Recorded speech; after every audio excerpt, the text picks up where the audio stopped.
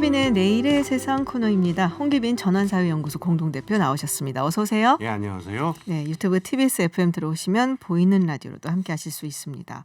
오늘 주제가 제가 듣고 살짝 놀랐어요. 왜요? 영끌이라는 사회 현상에 대해서 이야기를 해보시겠다라고 네. 하셨는데 제가 이제 워낙에 우리 홍기빈 대표님이 이렇게 식견이 넓으시다 보니까 가끔 까먹는데 원래 경제하셨던 분이지 이렇게 될 때마다 꼭 다시 한번 되뇌이거든요. 네, 근데 영끌 현상 여기에 어떤 인문, 경제, 뭐 역사적인 뜻이 뭐가 있을까라는 생각이 좀 들어서 네. 네, 무슨 말씀을 하시려는 걸까 굉장히 궁금했거든요. 그 네. 얘기가 한도 없으니까는 시간이 너무 짧죠. 음. 근데 그냥 뭐 하여튼 얘기를 해보겠습니다. 네, 그래서 영끌 이게 이제 영혼까지 끌어모아서 요새 이제 주로 부동산 이야기를 많이 하죠. 젊은 세대 2030 세대가 네. 부동산을 산다든지 아니면은 주식에 뭐 몰빵을 한다든지 뭐 이런 얘기를 하는 거잖아요. 네. 네. 왜 오늘 이 이야기를 준비하셨어요? 오늘 요 얘기 시작할 때에 네. 먼저 제가 하나 느끼는 게 있는데 이 세대 차를 좀 느껴요. 뭐냐면은 40, 50 넘은 분들은 이걸 굉장히 부정적으로 보시더라고요. 20, 30대가 이 네네. 영끌 이렇게 투자하는 거에 대해서. 근데 이거는 제가 보기에는 뭐 맞다 틀리다 이렇게 말할 문제가 아니고 지난 30년간 벌어졌었던 그 전 세계 자본주의의 변화의 그 결과입니다. 우리나라뿐만 아니고 다 마찬가지예요. 어떻게 바뀌었냐면은 그 옛날 그 30년 이전에는 사람이 자기의 근로소득으로 네네. 직장 다녀서 근로소득으로 자기 일생을 산다 이런 게 하나의 그 규범이었는데 한 30년 전부터 어떻게 바뀌었냐면요. 인생은 자산시장에서 해결한다. 주식을 하든 부동산을 하든 자산시장에서 해결을 하고 이게 가장 극적인 그 계기는 미국의 그 401k라고 하는 연금 네네. 401k. 예. 예. 그러니까 주식시장이 맡기는 네네. 거죠. 그러면은 직장을 다녀서 그 월급을 받는 건 뭐냐? 그러면은 그 투자를 하려면은 돈을 꿔야 되고 그럼 이자를 내야 되잖아요. 그러니까 근로소득은 자본 조달 비용, 즉 아하. 은행에서 돈을 꼬아가지고 그 이자를 갚는 그런 의미고 미래의 경제 생활은 자산시장으로 해결한다 이런 게 사실은 30년 동안 누적이 전 세계적으로 누적이 돼 있던 거기 때문에 이걸 가지고 그 나이 드신 세대가 그 좀 젊은이들이 이런 일 하는 거에 대해서 막 그렇게 막 부정적으로 보는 거는 저는 이건 좀 위선적이라고 생각합니다, 사실은. 근데 저도 사실 보기에는 이 2030 세대가 이렇게 이제 막 이제 돈을 은행에서 대출을 받든 누구한테 꾸돈해서 이렇게 투자를 하고 뭐 하는 게 사실 서바이벌이라고 보여지거든요. 예. 이들이 살아남기 위해서 그래서 전혀 부정적으로 보는 게 아니라 예. 이런 식으로 사회를 만들어 놓은 사람들이 사실 책임을 져야 되는 거거든요. 예, 그거를 좀 말씀을 드릴게요. 네네. 그러니까 그 영어로 라이프 사이클이라고 하는데 네네. 인생 주기라고 하죠. 네. 그런데 20세기의 자본주의가 굉장히 독특한 시대였는데 1950년대에서 한 80년대까지는요. 태어나서 요람에서 무덤까지 사람이 뭘 하고 몇 살 때면 뭘 하고 뭘 공부하고 무슨 일을 하고 그래서 어떻게 늙고 죽어가는 거에 대한 시스템이 있었어요. 네. 근데 그게 한 90년대 정도 이후로는 없어졌거든요. 그럼 어떻게 되냐? 저는 융이 2년생인데 저 같은 그 110살짜리는 그때 자랄 때마다 그 나이 몇 살 때 뭘 하고 다 있었어요. 근데 지금 젊은이들은 그런 게 없습니다. 20살 넘으면은 그냥 각자 도생이에요. 아. 자기 알아서 해야 되는 거고 지금 맞으면은 이 자본주의 시스템이 자본 축적과 자산 시장의 상승에 걸맞도록 그럼 사회와 사람들의 인생을 어떻게 조직할 것이냐에 대한 사회복지 시스템이 사실은 2000년대 이후에 현실에 맞도록 만들어지지 않은 거예요. 그러면 젊은 사람들은 어떻게 되느냐? 영끌 해야죠 뭐. 그럼 뭐 영혼이라도 끌어와서 자산시장으로 각자 도생할 수밖에 없다. 이런 생각이 드는 건 저는 너무 자연스러운 일이라고 생각해요. 일이다. 예. 최근에 굉장히 요새 이 얘기 많이 나오잖아요. 사실은 우리나라에서 특히나. 근데 외국에서도 그런 건지도 궁금하고 예. 우리나라에서 갑자기 지금 영끌 얘기가 막 나오는 이유도 사실 궁금하고 뭐 예. 대충 심장은 간다고 하더라도 예. 네. 저도 좀 뒤져보고요. 네. 외국에 있는 친구들하고 전화도 좀 네네네. 해봤는데요. 우리나라만큼 심하진 않은 것 같아요. 아, 그래요? 예. 그래서 그리고 우리나라의 경우에는 특히 또 이 부동산으로 많이 몰리는데 네. 그래서 많이 생각을 해봤습니다. 그래서 얘기를 해봤는데 이거는 제가 그냥 직설적으로 말씀드릴게요. 좀 그냥 까놓고 얘기하면요. 우리나라에서 중상류층으로 분류되기 위해서는요. 세 네. 가지를 갖춰야 돼요. 그 부모가 네네. 전문직과 정규직의 직장을 가지고 있어야 되고요. 서울이나 서울 가까운 그 수도권에 자가 소유를 해야 되고요. 그다음에 부모나 자식이 교육 수준이 높아야 됩니다. 이 세 가지 이 삼각형을 갖춰야 우리나라에서 중상류층으로 분류가 되는데 이게 한 20년 전까지는 이 세 가지가 꼭 이렇게 연결되어 있는 건 아니었는데 네네. 지난 한 10년, 15년 동안 하나를 가지면은 다른 두 개를 가질 수 있도록 돼 있고 뒤집어 얘기하면은 하나가 없으면 다른 두 개를 가질 수 없도록 돼 버렸어요. 아하. 쉽게 얘기하면은 중상류층으로 올라갈 수 있는 사다리가 끊어지기 끊어졌다. 시작한다라고 하는 현상이 한 10년 전부터 본격적으로 나타난 거예요. 네. 그러니까 이 지금 젊은 분들이나 지금 한 40 이전의 분들은 마음이 좀 답답해지는 거죠. 중국 신화에 옛날에 뭐가 있냐면은 그 중과 려라고 하는 신화, 그러니까 그 네네. 사망 오제 중에 그 제국이라고 하는 황제 때 하늘하고 땅하고 통하는 원래 다리가 있었는데 그걸 네. 끊어버린 적이 있어요. 중하고 려라고 하는 네네. 신화가. 그때 난리가 났었다라고 하는 일이 벌어지는데 지금 젊은 분들이 느끼는 게 중상류층으로 갈 수 있는 사다리가 지금 급격하게 끊어지고 있고 급격하게 그 줄이 끊어지고 있다. 그러니까 지금 이 순간은 영혼이든 뭐든 팔아서라도 여기 올라타야 된다라고 하는 다급함이 생기는 것 같아요.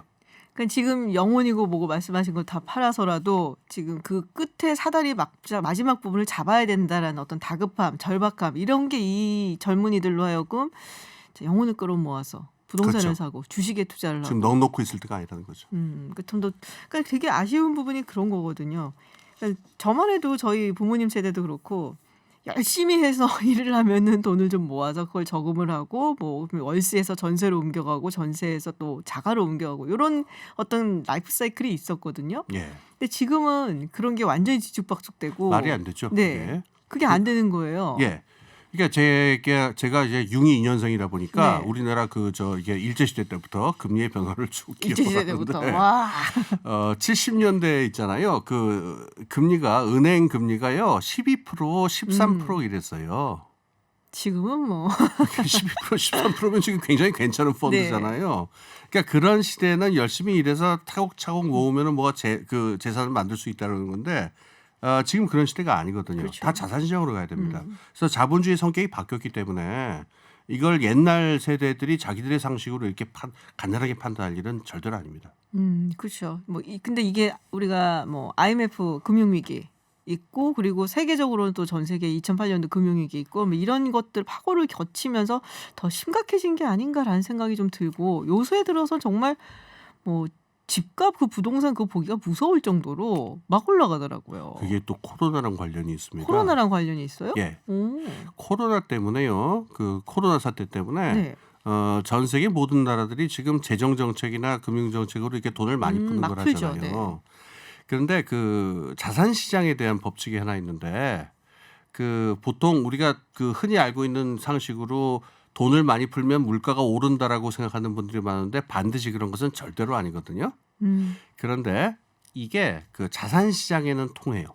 자산 시장에는 통해요. 왜 그러냐면은 아주 간단히 얘기하면은 자산 시장에서 자산의 가격은 보통 그 자산을 소유함으로써 기대되는 수익을 현재 가치로 할인하는 것이 기초가 되는데 네. 거기 플러스가 뭐가 있냐면은 그것으로 꼴 수 있는 돈, 움직일 수 있는 자금까지를 합쳐서 보통 자산 가격으로 만들어져요. 네네. 그러니까 갭 투자하시는 분들 같은 경우에 이 말을 아주 쉽게 이해할 수 있을 것 같아요.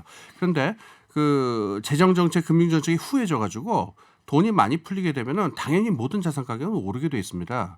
그래서 코로나 사태 이후로 처음에 한 3월 이럴 때는 뭐 모든 자산 가격이 떨어졌다가 네네. 미국이든 어디든 지금은 그 중요한 자산 시장들은 어느 나라 많은 나라에서 이게 좀 호황이에요.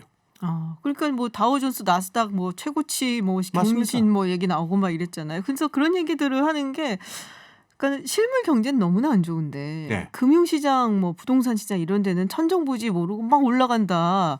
그러면은 이게 어떻게 되는 거예요? 이게 자연스러운 현상으로 이제는 받아들여져야 되는 건가요? 아 그거를 이런 K자 회복이라고 혹시 들어보셨어요? 이렇게 해갖고 갈라지는 거 네, 말하는 갈라지는 거네요. 거죠. 옛날에 그 V자 반등도 아니고. V자 반등은 네. 아니고요. 그 야목장의 결투라는 옛날 그 80년대 썰렁한 농담이 있었는데 야목장, 오케이 목자, 목장. 오케이 목자. 그 식으로 그러니까 K자가 왜 하나는 위로 올라가고 하나는 내려가잖아요. 네. 그러니까 자산 시장은 계속 올라가고 실물 시장이나 그 산업 경제는 죽어가니까 미래가 걱정이 되는 사람들은 이걸 갖다가 그 자산 시장으로 갈 수밖에 없죠. 근데 이게 앞으로도 계속될 거냐? 여기서 뭐 참고로 저는 여기서 그 젊은 분들한테 영끌을 하라 말라 절대로 이런 말을 할 수는 없습니다. 네네. 제가 뭐 꼰대도 아니고 융이 2년생이니까. 그런데 이 문제는 있어요. 지금 벌써 이 K자 회복 문제가 전 세계의 모든 자산 시장이나 그 분석가들이 이 문제를 알고 있기 때문에 실물 경제가 지금처럼 그 기약 없이 코로나 때문에 네네. 기약 없이 계속 아래로 가고 있는 상황에서 자산 시장이 이렇게 위로 올라가고 있는 상황이 지속 가능한 것이냐에 대한 의문은 많기 때문에 그게 있고 거기에 더해서 뭐가 있냐면은 지금 미국 연준도 그렇고 돈은 계속 풀겠다라고 하니까 돈은 풀리고 자산 시장에 돈은 많습니다. 네. 그래서 무슨 일이 나타나냐? 자산 시장 안에서 그 격차가 벌어질 거예요. 자산시장 안에서의 격차. 예. 거기서도 또 격차예요. 예, 당연하죠. 그러니까 여기서 리스크가 좀 적고 잘 올라가겠다 싶은 데는 돈이 네. 아주 많이 몰리고 그렇지 않은 부분은 아주 불안정하거나 떨어질 수도 있습니다. 그러니까 영끌 하시려는 분들은 지금 그러니까 그 하루 종일 스탠바이 하고서 네. 계속 공부하셔야 돼요. 그 말씀드리면 갑자기 강남 불패가 계속되는 것인가 이런 생각까지 지금 드는데요. 아, 강남 불패요. 네, 영끌을 해서 할 거면은 기왕이면 강남북으로 가야 된다. 뭐 이런 얘기로 될 것 같은데요. 우리나라 부동산 시장에 대해서 조금 말씀드릴게요. 네. 우리나라 그 서울의 경우에 네. 그 서울 주민들이 잘 의식을 못 하고 있는데 전 세계적으로 가장 중요한 그 메가시티 한 10위 안에 들어요. 그래서 서울에 다는 아닌데 네. 서울에 아주 그 자산 가격이 높은 부분은요. 전 세계 부동산 가격하고 연동이 돼 있어요. 아하. 그래서 우리나라에 제가 뭐 지역을 말하지는 않겠지만은 그런 지역에 있는 부분들의 부동산 가격은 중국 사람들도 투자를 하고 영국 사람들도 투자를 하고 해외 투자에도 있군요. 그렇죠. 런던에 가 보면은 왜 그 한 75억씩 하는 아파트들 그 플랫들 네네. 있잖아요. 네. 그거랑 연동이 돼 있습니다. 아. 그래서 우리가 이게 나라는 그 큰지 않은데 우리나라의 부동산 시장이라는 게 워낙 그렇게 격차가 크기 때문에 아주 뭐라 그럴까 이게 어려운 자산 시장이에요. 근데 우리가 꼭 유난히 부동산에 민감한 것 같거든요. 물론 이제 영끌 현상에는 아무래도 젊은 세대다 보니까 주식 시장으로도 가는 돈도 많고 심지어 외국, 그러니까 미국 시장에 투자하는 분들도 많긴 한데 부동산에 유난히 뭐랄까요? 이렇게 막 그거는 굉장히 많은 그 요인이 있지만은요. 네네. 저는 그러니까 뭐 문화적, 역사적 요인 여러 가지가 있지만은 제가 제일 중요시 보는 거는 우리나라의 복지 시스템의 미비 때문이에요. 아. 그러니까 지금 뭐 부동산에 그 투자하신 분들 다 느낄 거예요. 각자 도생의 세계고 장기적으로 내 삶을 그러니까 확보할 수 있는 거는 이건 집밖에 없다. 부동산밖에 없다. 노후 자산으로. 그렇죠. 이게 한 40년 동안 지배를 했으니까 그리고 다른 나라에도 물론 이런 현상은 있고 자가 소유에 대한 욕망은 있습니다만은 우리나라는 특히 노후라든가 자식들의 어떤 그 결혼이나 그 출산이나 이런 부분들에서도 부동산으로 풀어야 된다라는 의식이 한 40년 동안 지배를 했죠. 네. 그래서 이게 이제 경로 의존성이라고 그러는데 우리나라는 그래서 부동산 시장이 미국의 주식 시장만큼 중요한 것 같아요. 그런 얘기도 듣기는 했었어요. 그러니까 한국 사람들이 경제 수준에 비해서 금융시장에 대한 혹은 금융에 대한 지식은 굉장히 좀 떨어지는 편이다. 그러니까 어릴 때부터 약간 그런 거 있었거든요. 저희만 해도 뭐 주식 뭐 하면은 이거는 뭐 약간 뭐랄까요, 돈 놓고 돈 먹기. 예. 예, 약간 좀 그런 그거는, 식이에요. 사행성이 맞습니다. 약간 조장이 예. 되는 듯한 그런 예. 느낌을 많이 줬는데 미국이나 이런 데는 안 그렇거든요. 그렇죠. 그건 왜 그러냐면요. 우리나라 주식시장이 87년에 한번 크게 붐이 일어난 적이 네네. 있었는데 자산 시장이 그 자리를 잡기 위해서는 자산 시장에서 제일 중요한 거는 투명성과 정보예요. 공정성이에요. 네. 근데 이거는 굉장히 많은 아주 세심한 그 어떤 제도와 감시가 필요한데 우리나라에 그리고 그다음에 그 돌아가는 턴오버 그 자금의 양도 굉장히 네네. 중요한데 미국의 주식시장은 보통 딥하다고 그래요. 아주 깊고 크기 때문에 누가 어떻게 할 수 있는 시장이 아닌데 아하.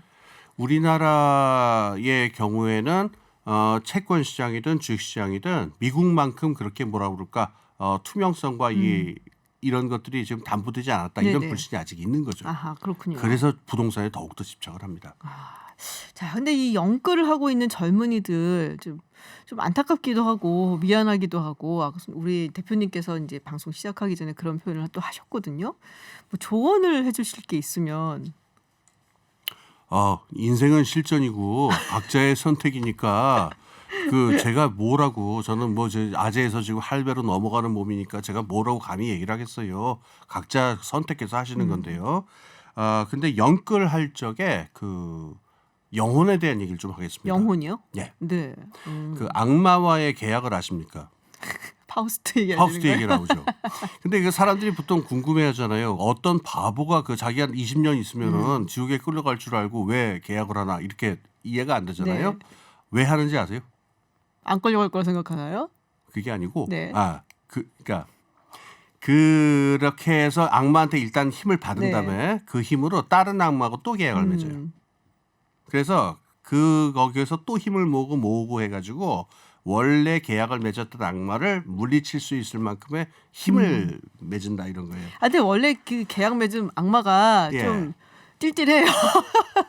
딜딜한 경우 많죠. 제가 오늘 이게 지금 라디오를 해서 좀 안타깝습니다만 이 악마의 계약 문서 역사적으로 남아 있는 게 하나 있거든요. 네. 이거 가져왔는데 나중에 뭐 유튜브나 이런 데 한번 참고로 원서입니다. 그래서 악마들이 근데 악마도 바보가 아니잖아요. 네. 그러니까 어떻게 하면은 파우스트에 나오는 메피스토펠레스는 아주 널널하고 바보 같은 그러니까 주제자고요. 찔찔하다니까요. 대부분의 악마들은요 그렇게 계약을 맺으면요 요 계약 맺은 인간이 다른 악마랑 계약 맺는지 안 맺는지를 감시를 하고 또 쫓아다녀요. 그래서 옛날에 16세기에 아그리파 코르넬리스 아그리파라고 파우스트의 원형이 된 역사적 인물이에요. 네, 그림 그리는 아그리파 아닙니다. 그 사람 아닙니다. 조각상 아니고 이 아그리파한테 무슨 신화가 도냐면은 항상 검은 개 2마리를 데리고 다녔는데 이게 애완동물이 아니고요. 네네. 악마가 감시한 거예요. 감시하는. 제가 왜 이 말씀을 드리냐면요. 영끌하시는 분들 이거 기억하셨으면 좋겠어요. 저야 이제 아재에서 할배를 넘어서 지금 62년생이니까는 뭐 그냥 영끌해도 되는데 20대 30대의 경우에는요. 영끌을 해가지고 정말 아주 힘들게 막 레버리지를 해서 크게 돈을 모아서 하면요.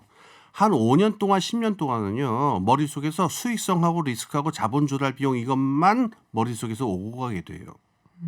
근데 20대 30대 때는 연애도 해야 되고 그다음에 유학도 가야 되고 외국 여행도 가야 되고 하고 싶은 게 얼마나 많아요.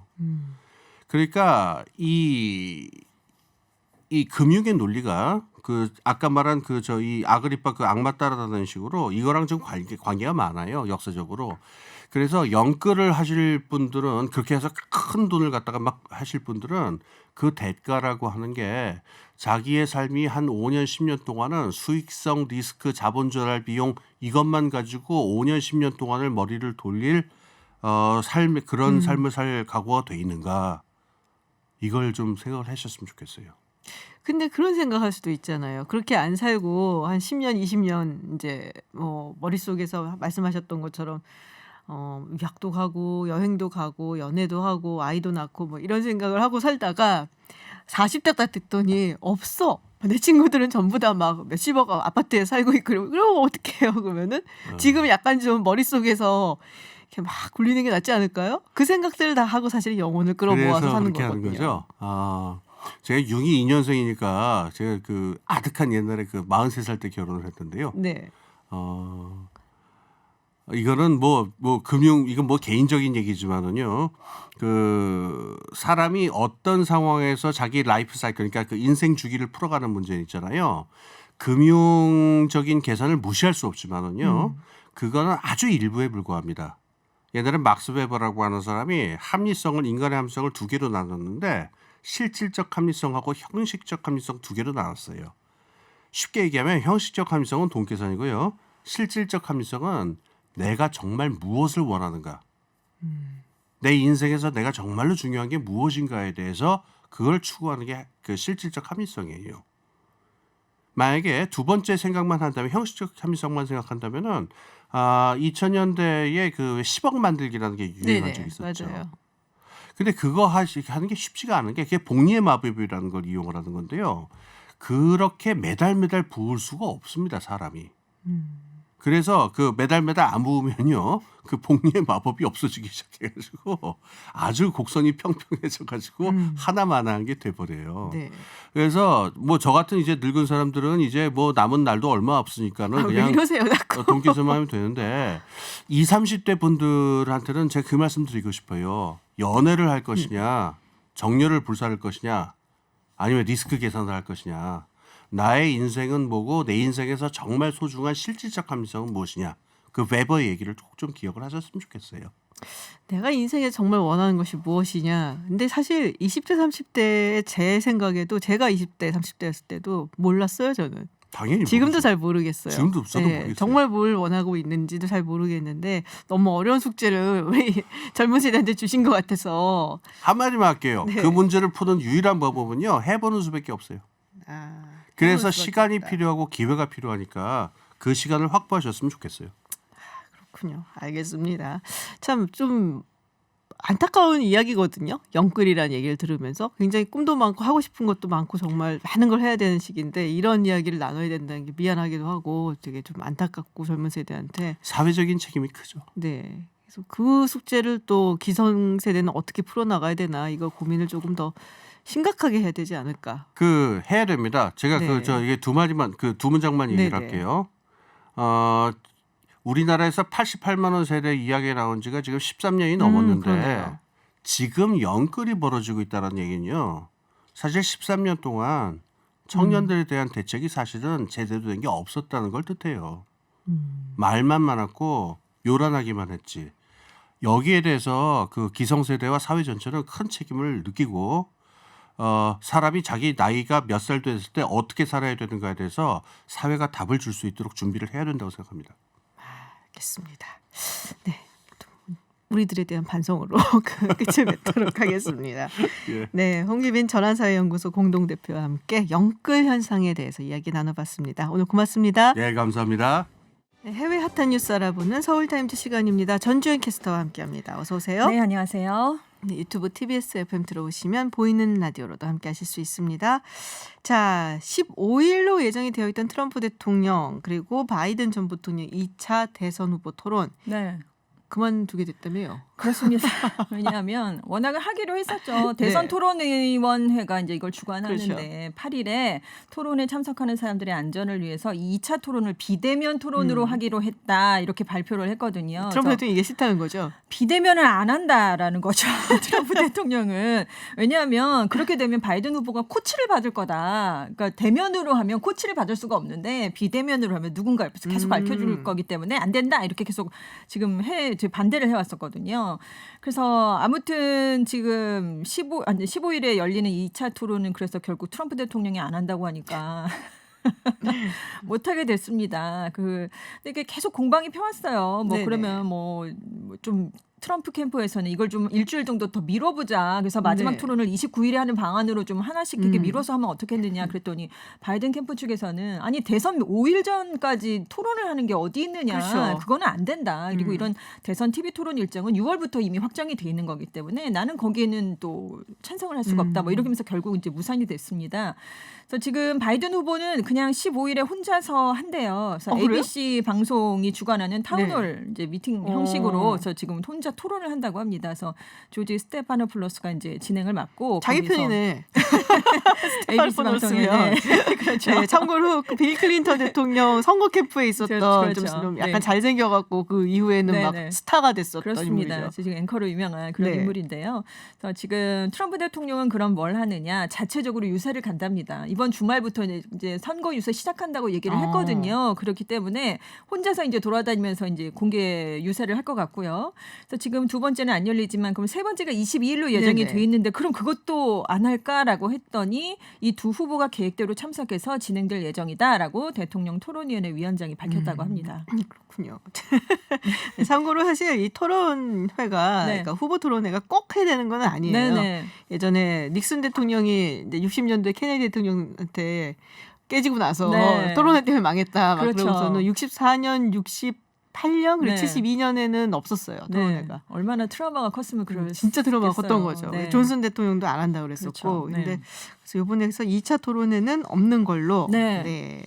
자, 다음 소식은 이게 또 굉장히 미국에서는 난리인 것 같은데 미시간주의 그 주지사죠. 네. 그레션 위트머. 사실 이 그레션 위트머 주지사도 부통령 네네. 그 코로나19 사태 대응 과정에서 굉장히 잘했다 그래서. 트럼프 대통령에게 비판적인 입장도 보이고 그랬기 때문에 봉쇄 정책도 맞아요. 하고. 네. 그래서 부통령 후보로도 올랐었던 인물인데 이 휘트머 주지사를 납치해서 그리고 반역죄로 네, 네. 처단을 하려고 했었던 극우 집단이 뭐 적발은 됐습니다만 그렇습니다. 어떻게 이렇게 무서운 일이 있어요? 그러니까요. 주지사를 납치할 음모를 꾸민 혐의로 남성 6명이 체포가 됐고요. 그리고 울버린 파스꾼이라는 극단주의 단체랑 관련해 있는 남성 7명이 테러 활동에 물질적인 지원을 제공한 혐의로 기소가 됐습니다. 그래서 지금 이 사람들이 이 휘트머 주지사를 납치해서 위스콘신주의 응거지로 옮긴 뒤에 반역죄로 재판을 하겠다. 이런 계획을 그러니까. 너무 세웠었던 걸로 끔찍한데요. 알려졌어요. 그래서 여름부터 벌써 납치 구상을 논의를 하기 시작했고 8월 9월에는 이 휘트머 주지사의 별장을 몰래 감시를 했었답니다. 그래서 그런 혐의도 받고 있고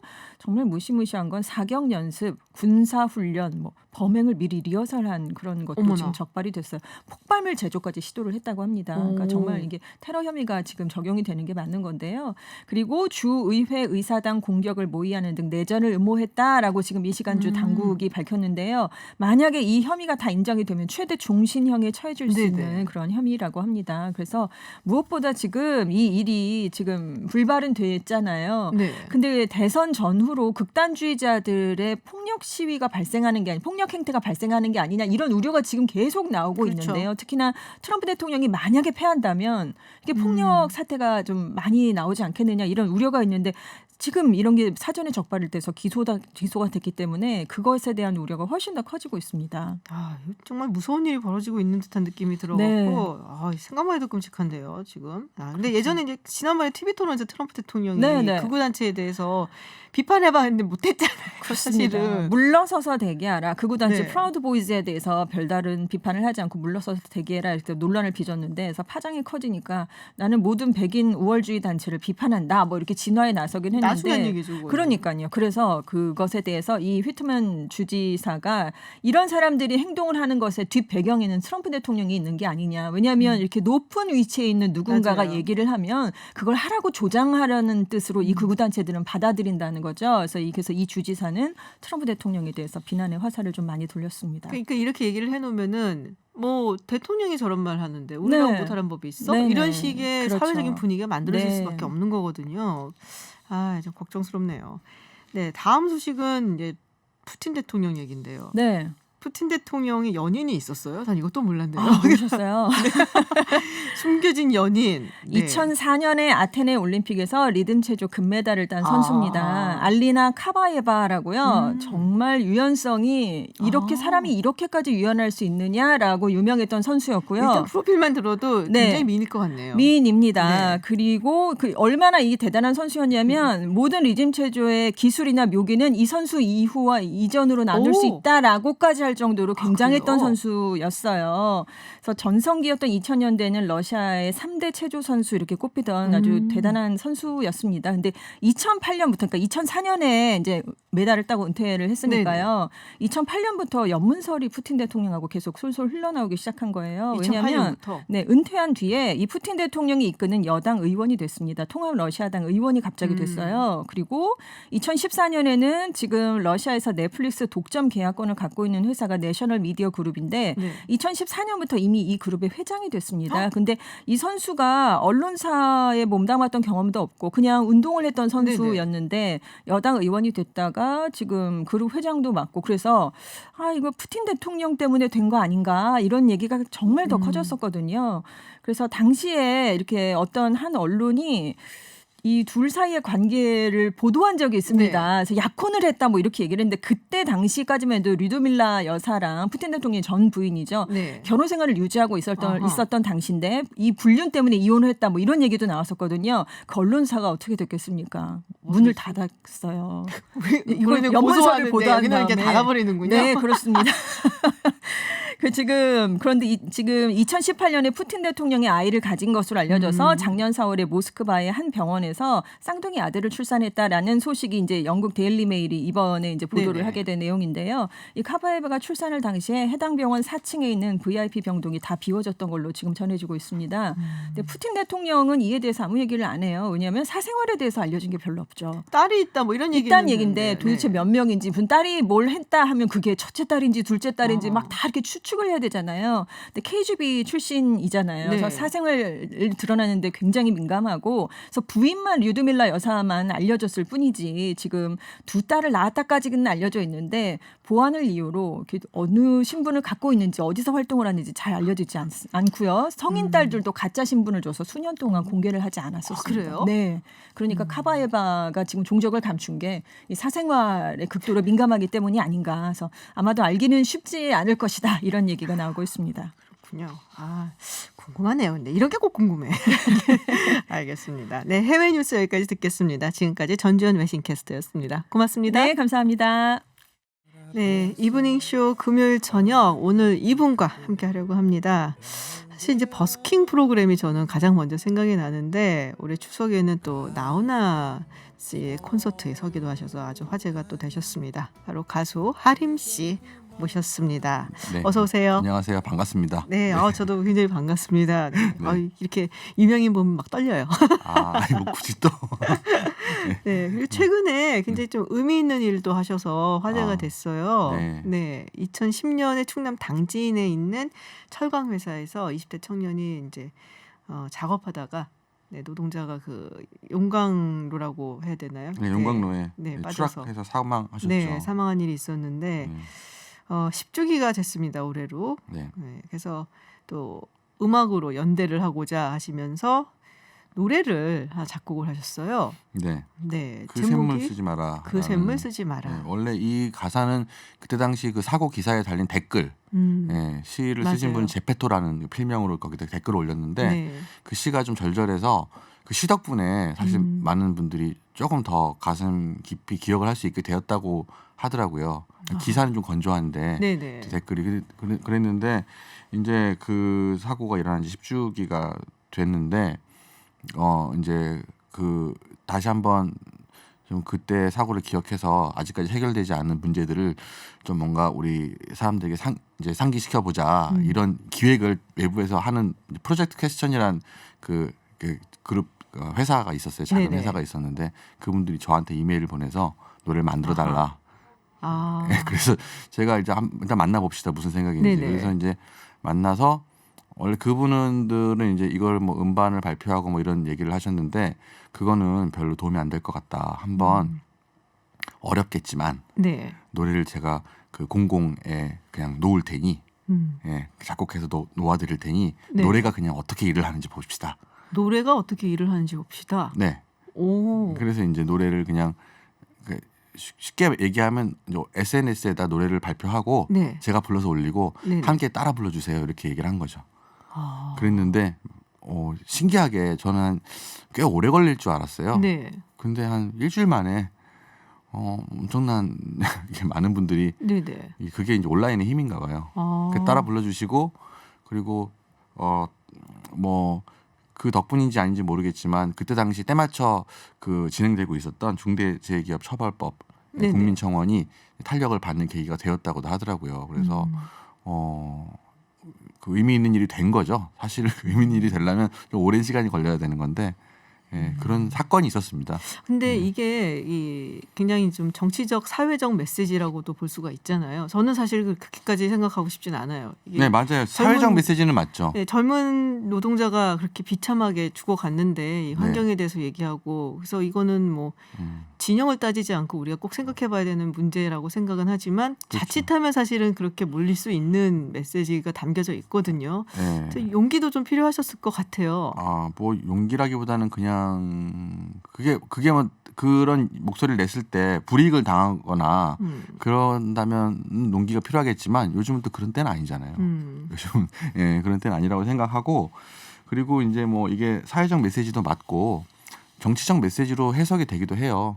그 어떤 다른 의견을 가지고 있는 사람들. 네네. 그분들은 정치적으로 이제 해결하시면 되고 저 같은 경우는 이제 보통 그냥 음악을 좋아하시는 분들 그리고 음악을 통해서 또 강력하게 또 기억시킬 수 있는 이제 음악하는 사람으로서 네네. 그걸 알기 때문에 음악을 한번 평생 해왔던 음악을 한번 이용해서 사람들에게 좀 이런 생각을 심어줘 보자라고 작전을 좀 짠 거죠. 네. 예, 그래도 SNS에 근데 올리신 거잖아요. 그렇죠. 그럼 뭐 챌린지 같이 올리신 거예요? 예, 원래 이제 챌린지를 해보자라고 기획을 했는데 네.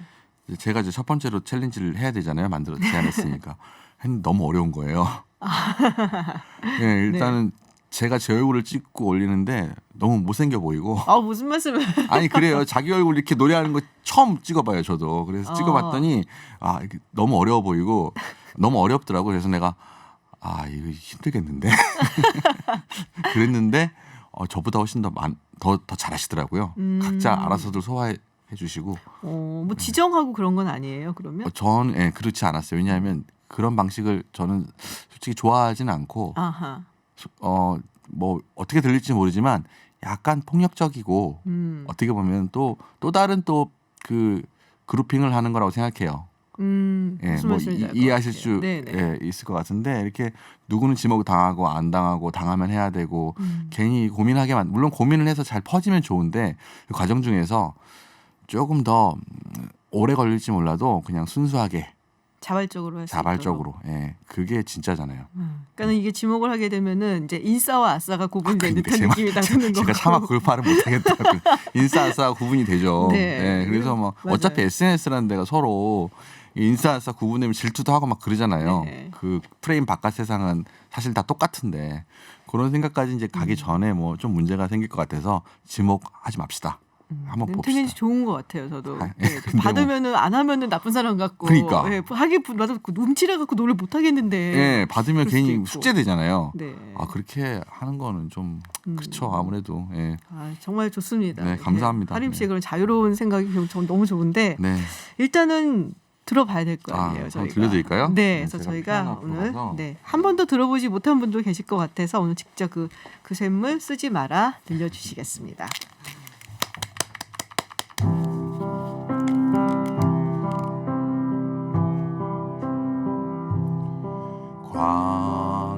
광연의 청년이 사그라졌다.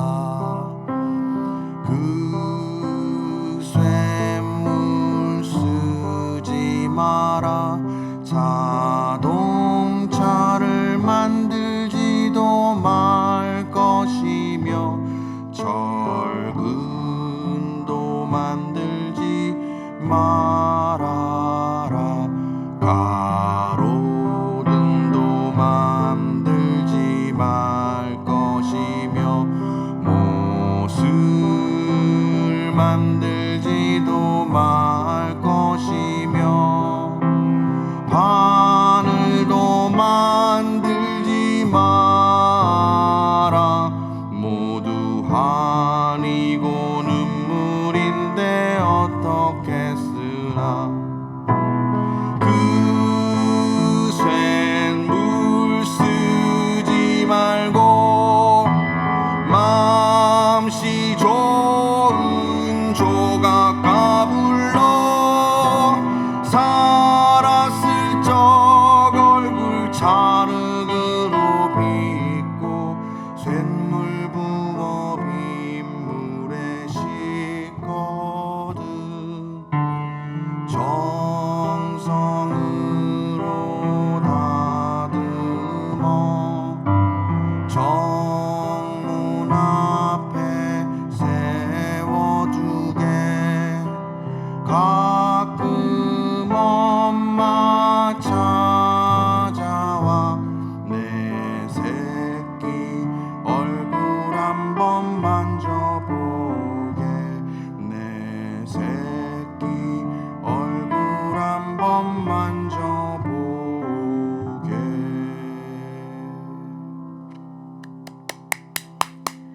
네, 이런 노래입니다. 잘 들었습니다.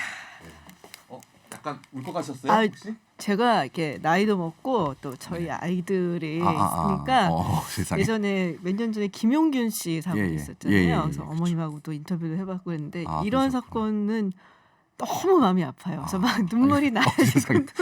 저는 익숙하긴 하거든요. 네. 이게 제 노래하면 이렇게 근데 저도 나이가 들어서 그런지 앞에 누가 울면 나도 울것 같아요. 저 때문에 울것 같신 거예요. 그러니까 아무튼 근데 이 노래가 제가 만들고 이게 좀 쉽게 많은 분들에게 불려졌으면 하는 마음에 이제 노래도 이제 음도 좀 쉽게 네네. 이렇게 하면서 저희 아내에게도 불러보게 하고 어머니에게도 불러보게 하고 그랬는데 대부분 끝에를 못 부르시더라고요. 그러니까 엄마 그러니까. 내 새끼하고 네. 얼굴 만져볼 수 있게가 너무 막 올라오는. 그러니까, 올라오죠. 아무튼 이렇게 나도 괜히 말을 어떻게 해. 이렇게 죄송합니다. 많은 분들이 음악을 통해서 기억을 하면 훨씬 네. 더 이게 가슴 깊게 맞아요. 뭔가 힘이 생기거든요. 맞아요. 뜨거워지잖아요. 그렇죠. 그래서 아무 그렇게 했으면 좋겠다는 생각을 해서 만들었습니다. 그래서 뭐 이렇게 또 만나 뵙게 되고. 근데 갈 길이 전 멀다고 생각합니다.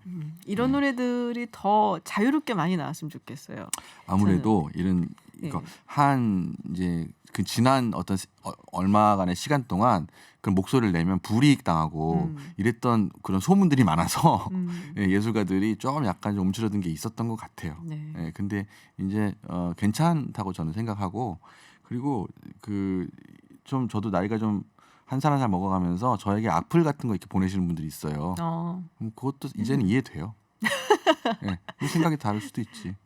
그래서 특히나 이렇게 사회적으로 해석될 수 있을 만한 그런 노래들은 뭐 그 정도의 그런 비난이나 그런 네네. 것들은 또 그냥 감당하고 그냥 넘길 수 있을 만한 또 마음들 그런 훈련도 좀 네. 되고 뭐 괜찮습니다. 네.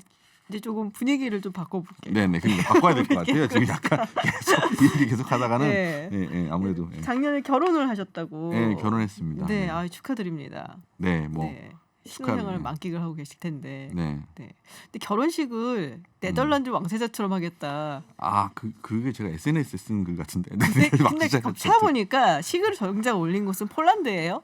그러니까 그 뭐냐 네덜란드 왕세자 그 어떤 동영상이 있는데 그분이 그 자기가 좋아하는 음악 그 왕비가 좋아하는 음악이었을 거야 아마 그때 당시에. 근데 그 분이 아르헨티나 출신이에요. 네네. 그래서 아르헨티나의 그 유명한 탱고 음악을 그 결혼식장에서 오케스트라 불러서 연주를 했어요. 그 신부가 좋아하는 음악을. 오, 정말요? 거기서 영감을 받아서 저도 제 아내가 좋아하는 클래식 곡인데 이제 그 죽은 악녀를 위한 파반드라는 그 노래를 연주를 들려주고 싶은데 결혼식에 딱 어울린다 생각은 안 드는데. 제목으로 보면 좀 그런데 네. 멜로디나 할 때 뭐 좀 아름답습니다. 그래서 근데 그 왕세자 같이 악단을 부를 수는 없잖아요. 네. 그러니까 악단 있는 대로 간 거죠.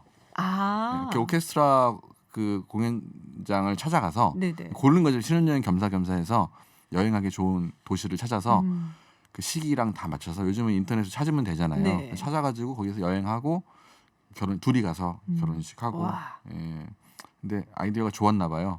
멋있는데요. 그러니까 이렇게 저는 이렇게 좋았다는 말 좀 기분이 좋긴 한데 한편으로는 좀 이렇게 성대하게 뭘 해주지 못해서 좀 미안한 마음이 있으나 이렇게 말씀해 주시면 저는 용기를 얻죠. 부인이 좋아하셨을 거 아니에요. 이제는. 다행히 좋아해 줬어요. 네. 그런 걸 좋아하는 사람이더라고요.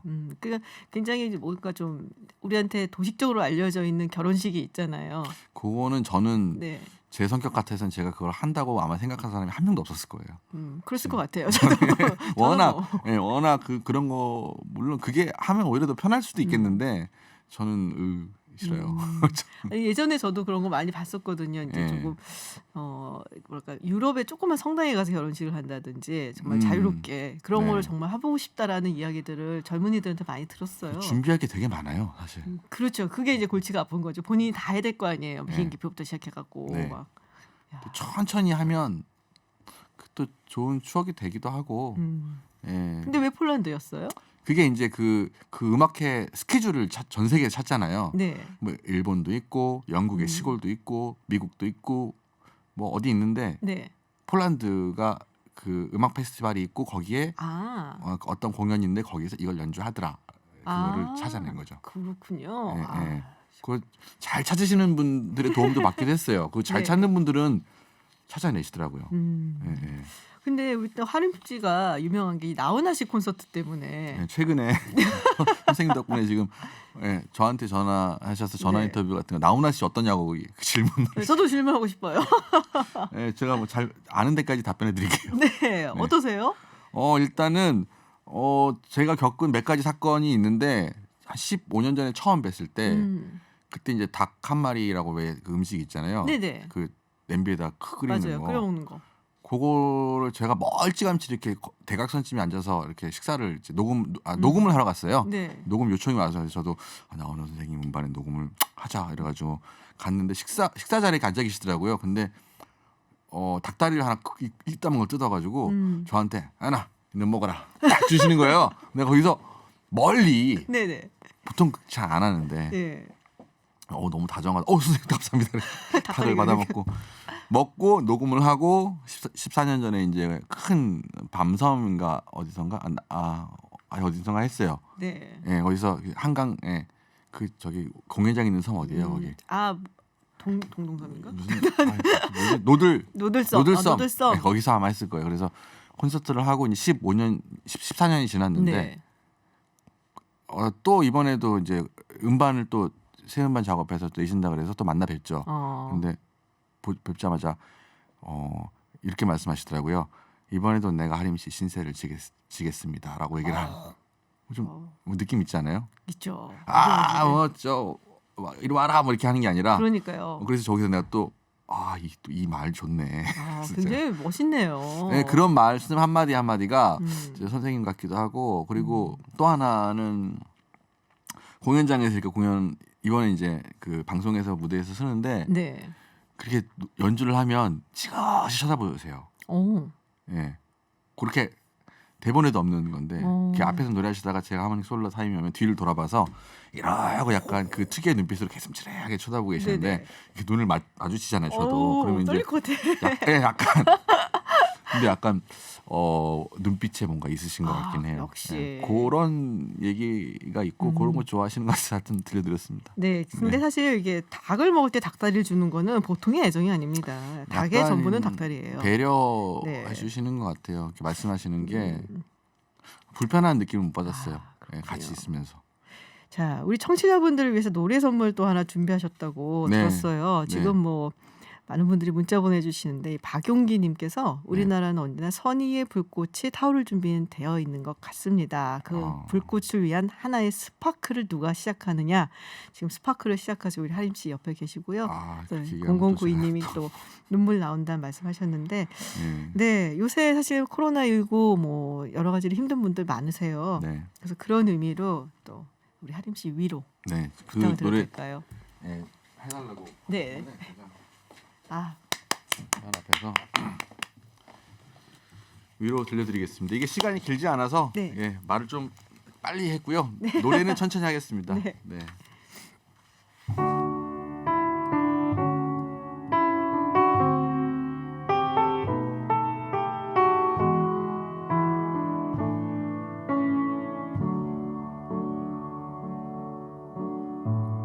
외롭다 말을 해봐요. 다 보여요.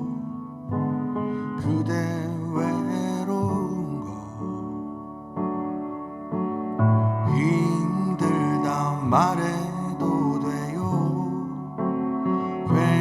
괜찮아요. 바보 같지 않아요. 그대 맘 같지 않나요? 어떤 사람도 어떤 친구조차 애써 웃으려 말아요. 다 알아요. 다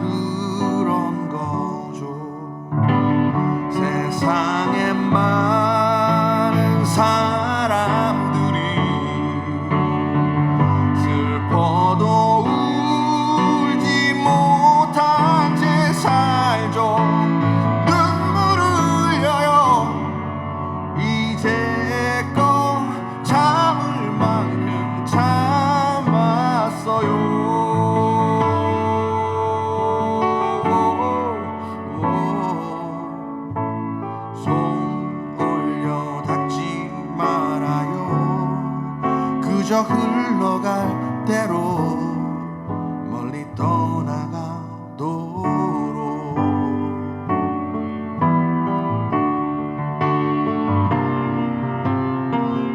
그대는 강하잖아요. 하지만 약하기도 하죠. 아무도 몰라줬겠죠. 그래서 더 많이 힘들었겠죠. 세상에 많은 사람들이 슬퍼도 울지 못한 채 살죠. 눈물을 흘려요. 그대는 힘들 만큼 힘들었죠.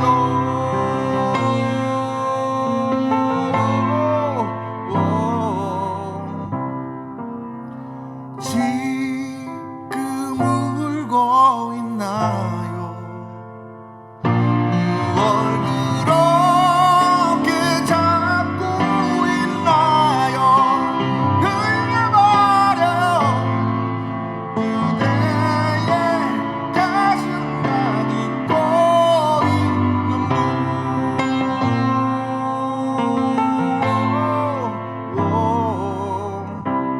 손 올려 닿지 말아요.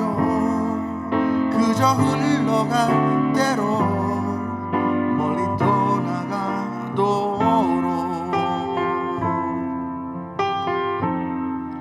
그저 흘러갈 대로 멀리